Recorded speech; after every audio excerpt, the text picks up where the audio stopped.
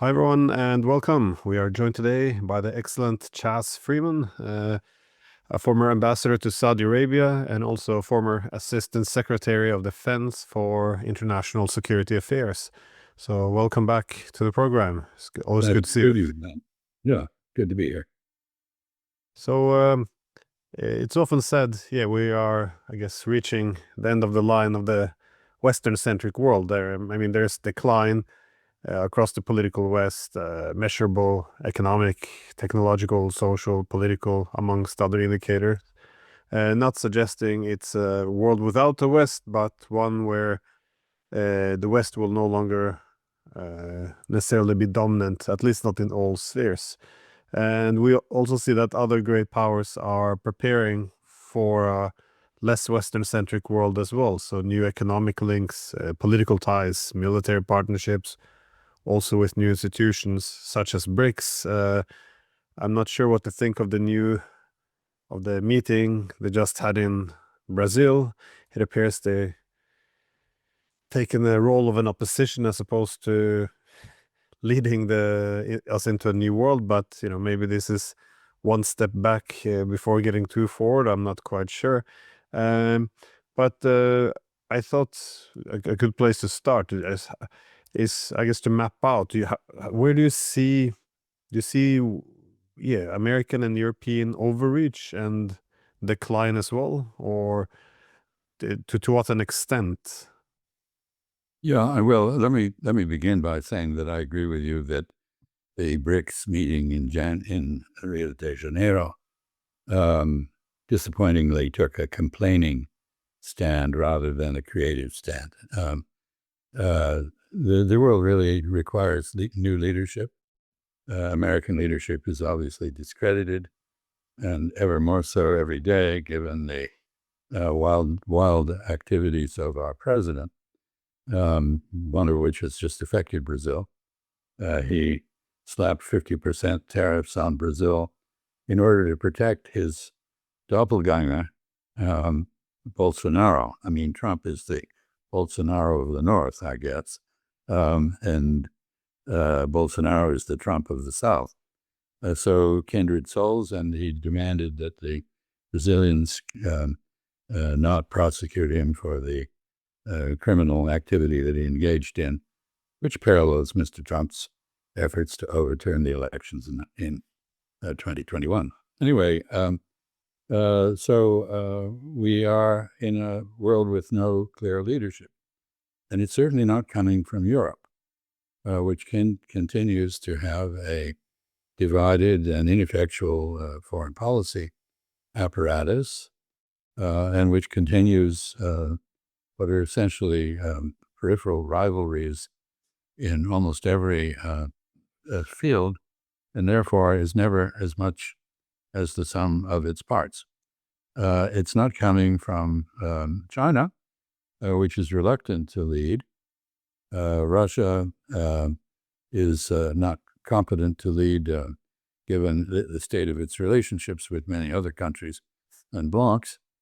So we're basically rudderless, and we're adrift. And in this context, to go to the last part of your question, the West has clearly seen the end of its 5-century-long dominance of world affairs. The European Enlightenment, which created various political forms, systems 2 centuries ago, or more, 250 years ago perhaps, has clearly run its course.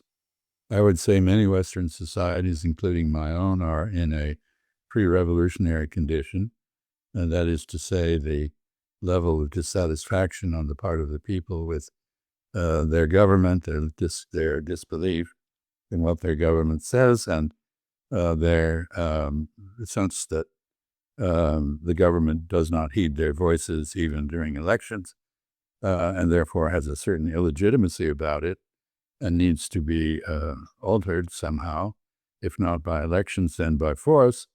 These things are all coming together, and we're entering a very uncertain world, but it's one in which the West collectively, meaning the transatlantic community, if you will. One could include Latin America in the West, but I think the core of it is the transatlantic community. We have no moral standing anymore, given double standards continuously applied to various issues, most notably the genocide in West Asia, the aggression against countries that neighbor Israel and some that don't, like Iran, and we have no standing. And yet the institutions we created after World War II to help manage affairs don't work. The Security Council is polarized and paralyzed. The General Assembly does not cohere. Other institutions which have been created to complement UN institutions, like the BRICS, like the Asian Infrastructure Investment Bank, like the Shanghai Cooperation Organization, and so forth, are, as I said at the outset, not leading. They're whining and complaining and pointing fingers and not doing anything. So this is not a happy time for the world. You used the word wild activities of President Trump. Well, there's been a few. I just saw the not that long ago they published from the White House this letter with 50% tariffs on Brazil, as you said, accompanied by demands for not going after Bolsonaro, but again, you see these tariffs being thrown around the rest of the world. Now, I was wondering how you see the Middle East responding to this, because, Europe appears to be willing to take the abuse, so far at least.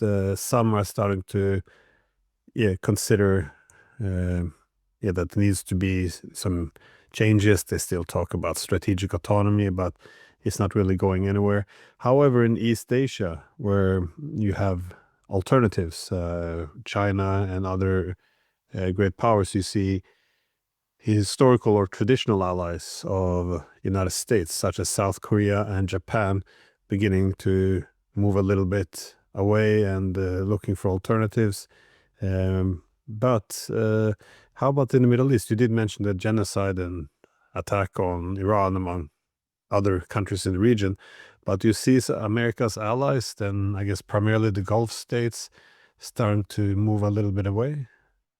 No, I think the Gulf states, generally, I'd make several comments. First, that, of course, the United Arab Emirates, UAE, which is a supreme practitioner of realpolitik, normalized its relations with Israel. I think it's having buyer's remorse now, because Israel has emerged. It's very clear to people in the region that Israel demands absolute security, and that means absolute insecurity for everyone else in the region. There is no country not just in the region, but generally, that Israel is prepared to accept anything but subservience from. And I'm sorry to say that includes my own country, which is essentially controlled by an unregistered Israeli lobby and with regard to anything having to do with West Asia. So the UAE and Bahrain, Morocco, which signed on to the so-called Abraham Accords, an effort by the Zionist lobby in the United States, essentially using the Trump administration in its first incarnation to move beyond the Palestinian issue, to set it aside, to ignore the issue of Palestinian self-determination. This is now, I think, on life support, and I don't know how long it will survive. A country like Saudi Arabia, which it had a visceral contest, both religious and and cultural with Iran, an enmity toward Iran that was quite implacable. Iran, of course, reciprocates with a very contemptuous view of the Saudis and other Arabs. This has all changed. The two countries are making common cause now to balance the threat that Israel poses to the region's remaining elements of stability. Mohammed bin Salman has been touched several times with President Pezeshkian, with Khamenei, the supreme leader in Iran, and they both condemn the Israeli actions. Saudi Arabia is not willing to break with the United States on this, for the very simple reason that its military arsenal is almost entirely American. It no longer exports oil to the United States market in any quantity. But its ties to the United States, although they're greatly diminished from the time that I was ambassador there 3 decades ago or so, are still very substantial. Overshadowed a bit now by commercial ties with China. And I think one of the interesting developments in that region, which bears on the question of how they're adjusting, is the impending arrival of China as a military competitor of the United States in terms of arms sales. We're already seeing this with the phase out of Egypt's F-16 fleet in favor of J-15s, I think, from China. This is the Chengdu export model that the Pakistanis have used to good effect recently in their brief conflict with India. The Chinese were accused of supplying air defense equipment to Iran during the conflict. I don't think they did, and I think they issued a denial. When you read the denial, it looks to me as though what they've denied is that they delivered anything like that during the fighting. And I expect that they will now supply very sophisticated air defense equipment to Iran and probably to Iraq, which in September will supposedly see the last of the U.S. occupation forces. So this is a change. Russia, of course, has had its ups and downs. It has lost its political foothold in Syria.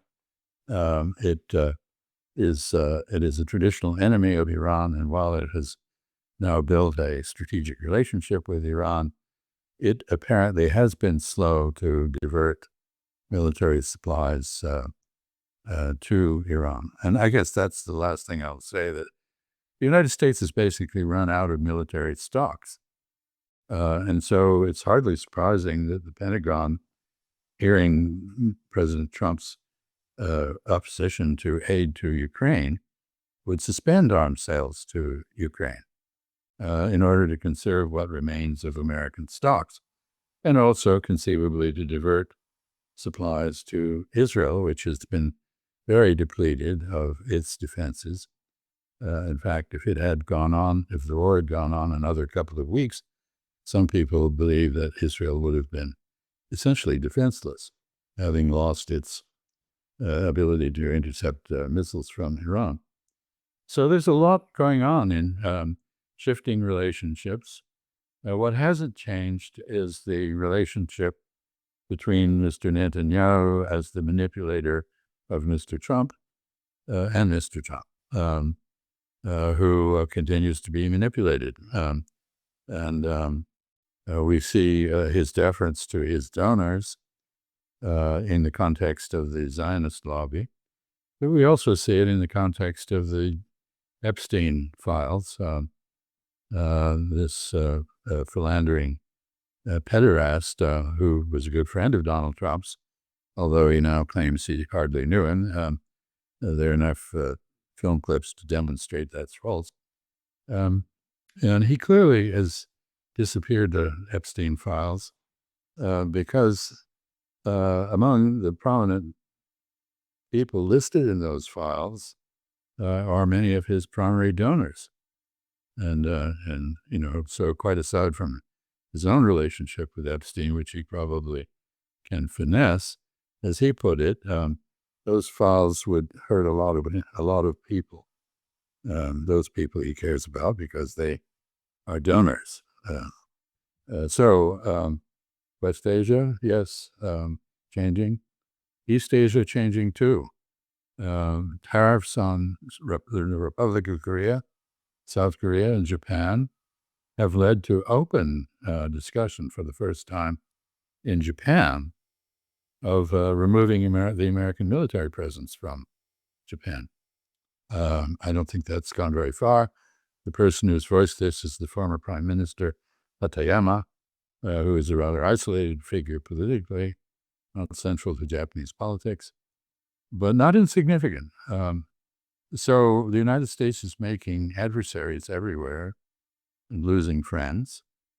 I expect Brazil now to retaliate, probably by ceasing to be very good for Airbus and bad for Boeing, probably what President Trump has just done. I don't know what else the Brazilians will do, but they're a proud country and they will not take interference in their judicial process, either on behalf of Mr. Bolsonaro or the other request stemming from an earlier Elon Musk objection to their censoring his internet outlets. They're not going to yield on these things.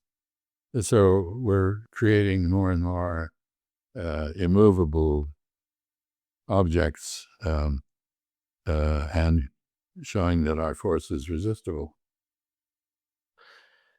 Well, you did mention Syria, and this is one of the more troubling developments. I remember very well after the September 11 attacks, the whole world was focused on fighting Islamic extremism, jihadists, and many people would, make the point that a lot of this had origin back to the direct support and financing of jihadists in Afghanistan throughout the 80s. Anyways, it felt a bit like distant history nonetheless, but now we're in this strange position where the former Al-Qaeda and ISIS leader Jolani has of course taken over Syria. The decision has been made to scale back the sanctions, I guess, which could be positive to the extent that it has a very bad impact on the civilian population. However, I guess the cynic in me would expect that this has some purposes to align perhaps foreign interests, perhaps starting arms sales to Syria, and possibly even using Jolani's Syria as a proxy. I'm not sure Iran or where this could go. It's just, it does seem, if we buy into the premise that we're simply pursuing,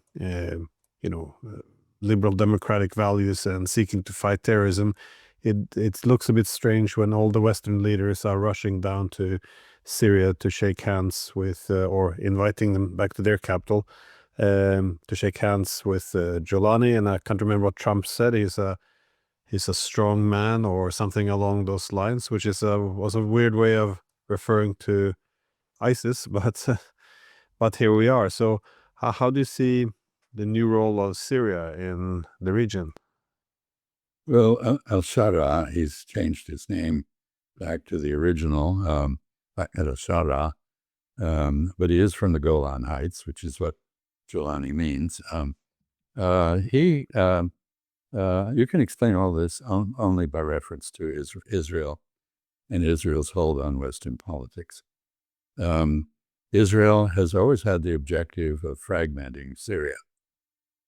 It probably is involved now in assisting the Kurds to avoid integration into the Syrian National Army.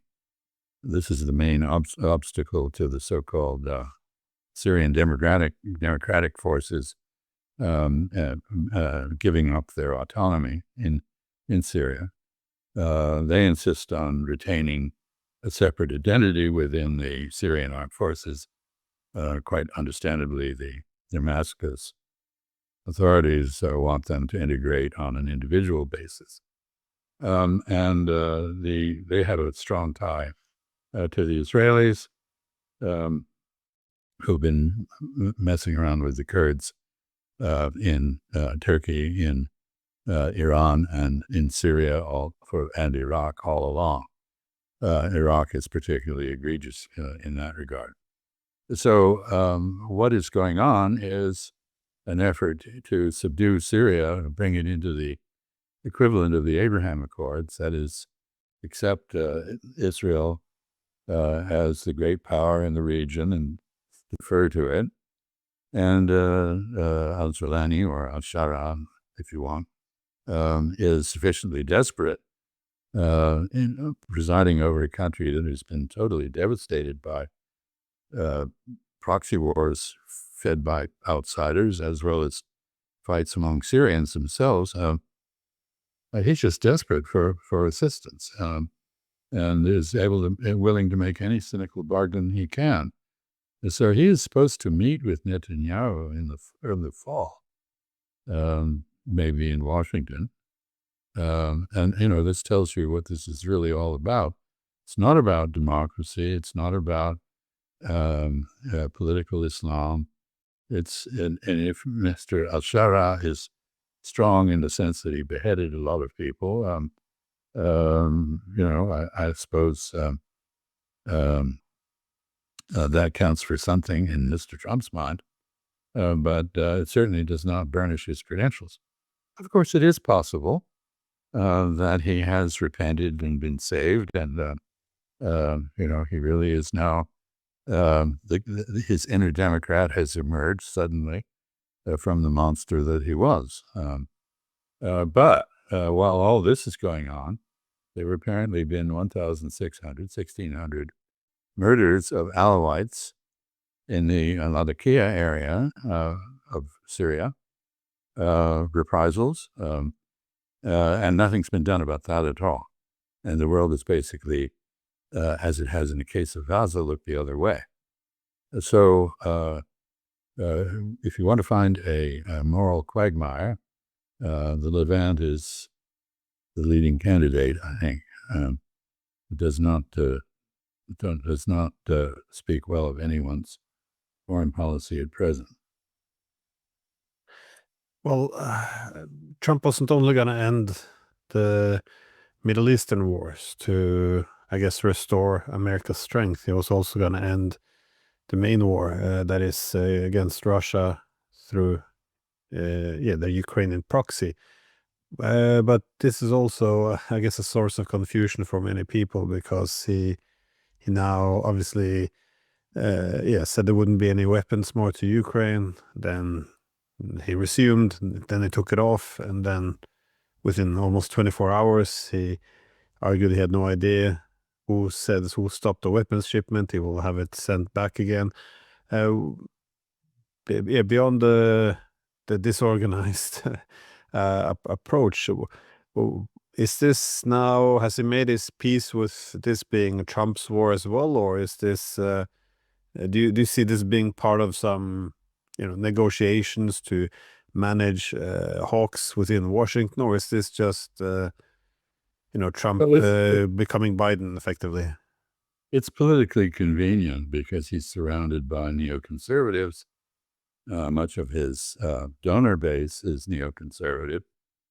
His political base does believe in restraint in foreign policy, and does not want forever wars, and does not want the United States involved in the Ukraine war. So he's got a contradiction there. And he's clearly come out in favor of the donors. It is a pretty well-known fact that he likes money, and that seems to call the tune in this case. But is there a strategy here? Is there a coherent policy? No, what there is, there's not. This is not part of a negotiation. This is petulance. This is, hubris and bluster, and a kind of childish tantrum. You have children. You probably have seen them at the age of usually 2.5 or so do similar things. If he's a very stable genius, as he proclaimed in his first term, he's not behaving that way at the moment. But there's still limits what can actually be sent. That's why I was trying to see or look for some He doesn't. order in the chaos. And when he announced America was going to pull out, the Europeans said, we're going to take this over, right before the collapse begins to intensify. I thought he got the Europeans to agree to the 5%, which would allow him also to walk away. He got the minerals deal from the Ukrainians, which allowed him to declare victory and walk away. I thought that everything was lining up perfectly, and now we're back to square one. So Well, he's got a problem politically. He's losing his base. This one big beautiful bill, which was ran through by, in effect, the Trump cult in Congress, it hurts many of his most ardent supporters. And we're about to see a jump in inflation as a result of all these tariffs that he's imposing. He's lost the confidence of Wall Street. Nobody abroad takes it seriously anymore because he can't adhere to any agreement that he makes. He charts no consistent course. So he's holding on to his donor base. That's my view. So there's no serious purpose here. And in the meantime, what will happen, of course, is I think that Vladimir Putin has basically written off President Trump. And he doesn't feel any imperative to do a deal with Mr. Trump because he knows Mr. Trump is unreliable. So what he will do is what he's doing, which is increasing the pressure on Ukraine, advancing as he can, not just in the east, but in the south. The Zaporizhia region is now the locus of a major offensive, apparently. I think, it's very likely that Mr. Putin will now take seriously the threat to take Odessa if he can. Not easy, but not impossible. And Ukraine has run out of manpower. It does, weapons supplies to Ukraine are not going to solve any problem that Ukraine has. So not only does the United States not have the weapons to send in abundance, but Ukraine doesn't have the people to man the weapons or use them effectively. So this is, this is an opera. The protagonist is dying slowly on the stage. The fat lady hasn't sung yet, but she will. Well, yeah, okay, I like the picture you paint, but what is it that can be done? I mean, do you see hegemonic decline being irreversible? I guess a different way of framing it is if the idea that hegemony would be forever. I guess it made sense at some point it would exhaust itself, and again, this is something people often commented in the 90s that this would be a risk of attempting unipolarity, that is the US and its European partners might exhaust themselves economically, militarily, their standing in the world, the legitimacy, and end up with a very depleted socioeconomic base at home, which would create even further instability. But do you see any pathway to reverse any of this? I mean, if Mr. Trump was calling you for advice, what are the possible pathways of America at this point? Well, I think he's not going to call me for advice, so I'll dismiss that as a hypothetical that can't be answered. But In my view, we're in a period of constitutional collapse in the United States. The United States was admired because for Americans and for much of the world, it seemed to represent an idea rather than a country based on ethnicity, religious faith, or language or anything. Now we have an official language, apparently English. We never had to be told to speak English before. Everybody learned it because that's what we spoke. The Bill of Rights, which created the idea, or which embodied the idea, contained guarantees of press freedom, but now we prosecute the press for conducting investigative journalism. It contained guarantees of free speech, but now we persecute students if they speak out against genocide. And we do that on behalf of a foreign country, which demands that we do it, Israel. The First Amendment also contains a guarantee of separation of church and state, and yet more and more of our politics reflects particular religious beliefs. The Supreme Court remarkably is dominated by Catholics who have, not surprisingly, imposed the Catholic view of abortion on the country. That's congenial.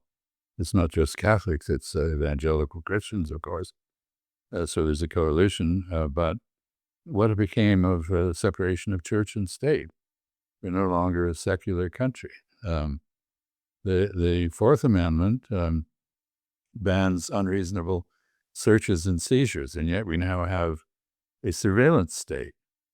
The Sixth Amendment says that if you're a prosecutor, you have a right to know the charges against you and the evidence thereof. But we now have secret evidence in courts, which is not presented to the accused. So the Constitution is in the process of collapsing.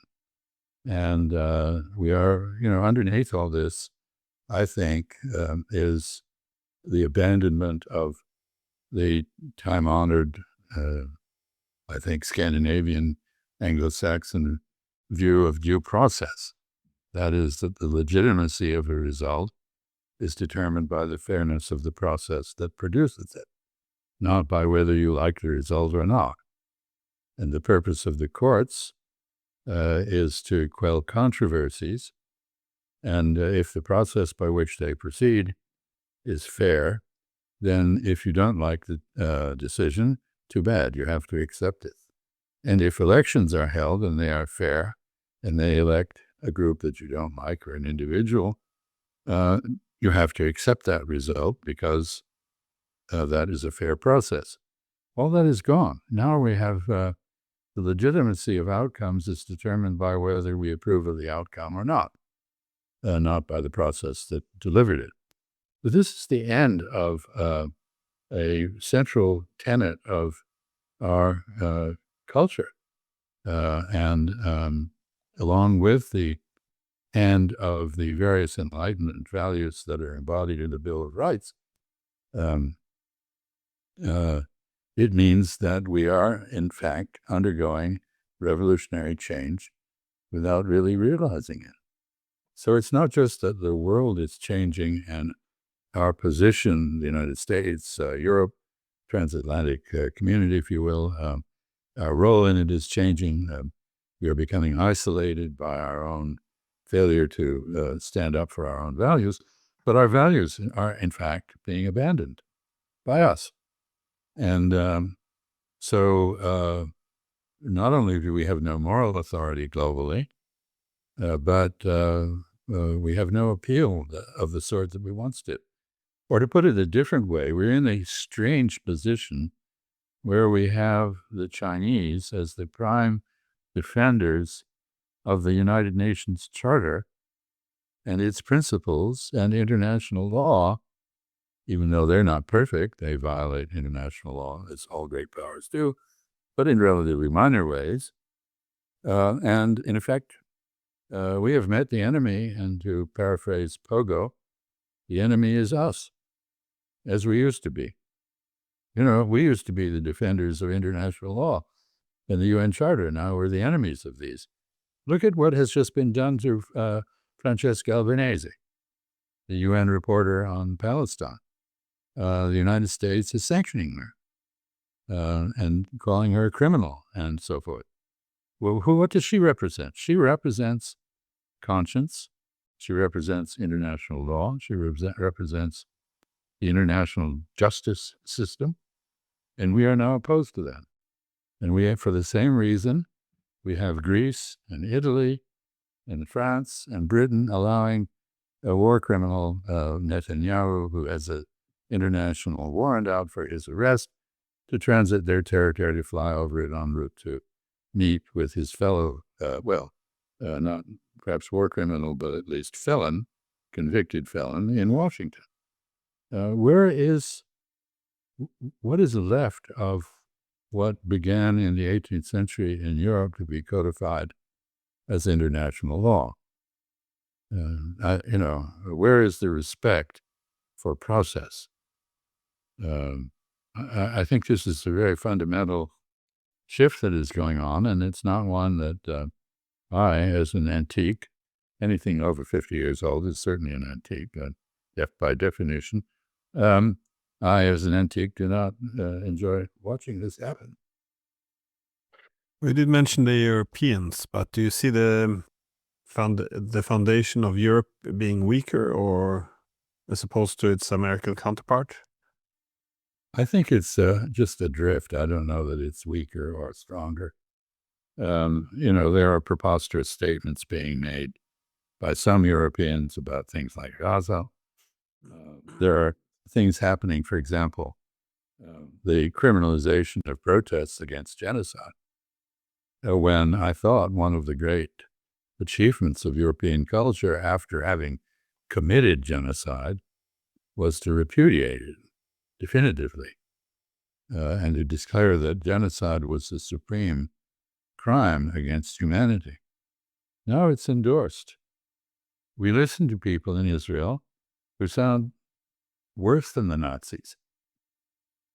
Worse than the Nazis.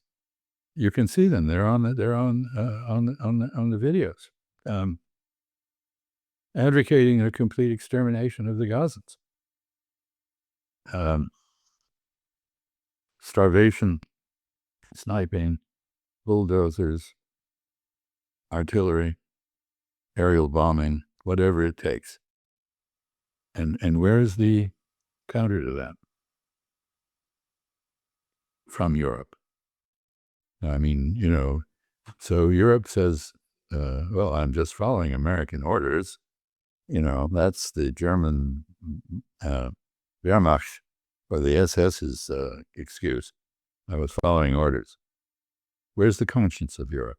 Who represents it?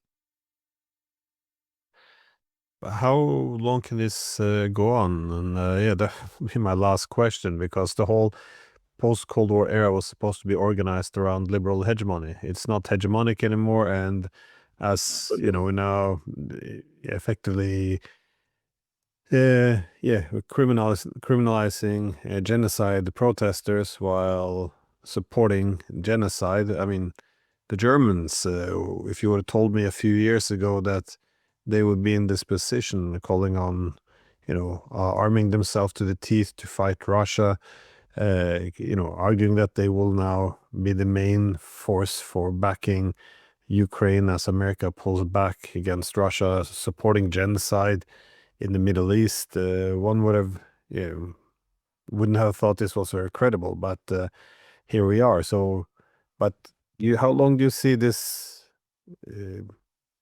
At some point, it has to fracture within the political West, because when we identify as one group based on common values, and those values are discarded, what is it that unites this part of the world?